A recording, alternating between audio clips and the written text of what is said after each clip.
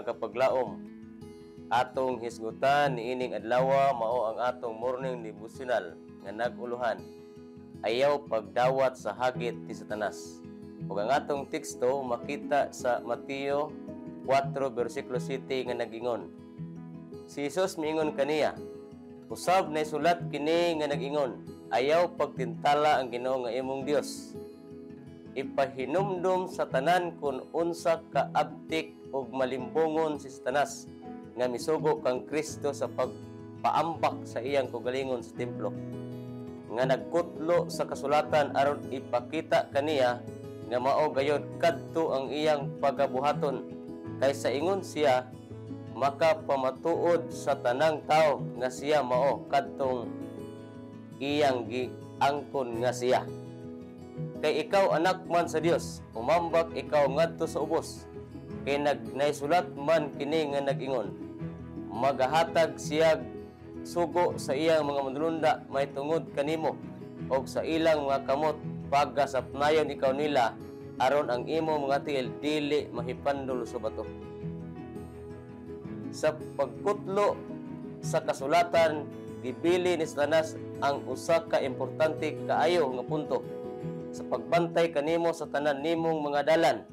Salmo 91:11, sa pag-uyon sa pagbuhat sa mga sugo ni Satanas, si Kristo mosulod sa mga paagi ni Satanas, dili sa mga dalan nga gilaraw sa Dios alang sa iyang anak kadto usa ka hagit, og ang mga ahente ni Satanas puno sa mapahangahason mga hagit aron makabaton og kahigayunan sa pagbuhat sa iyang kabubuton uban niadtong mudawat sa iyang hagit.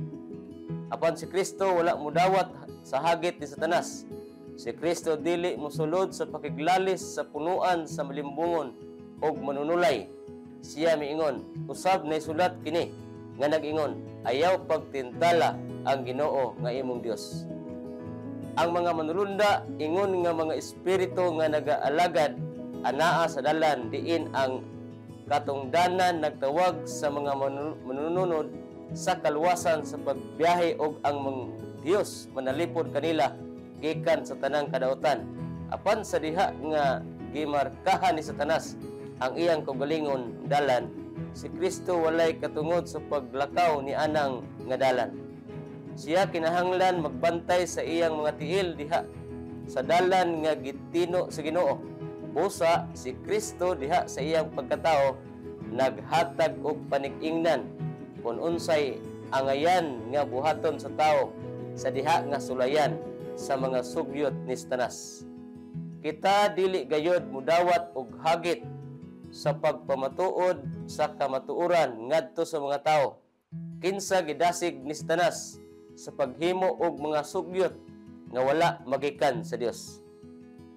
Kaysa ingon niina, si Satanas magdala kanato sa pagbiya sa dalan nga gitagana sa Dios og magbutang sa atong kaugalingon sa usa ka posisyon diin kita mahimo nga masamdan sa kaaway og madaog sa atong kaugalingong kadaot og sa kadaot sa katuyuan sa Dios.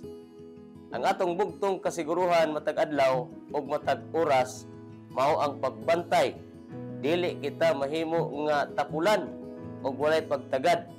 Sultihan ko kamo nga gusto sa Dios nga ang iyang katawhan magbantay kanunay. Magampo ta mga kapaglaom. Salamat kayo Ginoo nining taknaa sa imon usab nga pahinumdum kanamo. Sa mga gihimo Ginoo sa yawa sa imong makatawhan apan among gilauman nga kanunay ikaw magahatag kanamo og giya, gahom, kalig-on nga magpabilin ang amo nga pagtuo pag-alagad kanimo. Og among lauman o Dios nga diin kining amo nga pagkinabuhi niini nga kalibutan makahimo kami sa pagpadayon sa pagpangalagad hangtod nga ikaw mopadayag nining kalibutan. Salamat Ginoo nga ikaw magahimo sa pagtubag sa among mga pagampo. Ug salamat usab kaayo nga imong pasayloon ang among mga sala sa ngalan ni Jesus. Amen.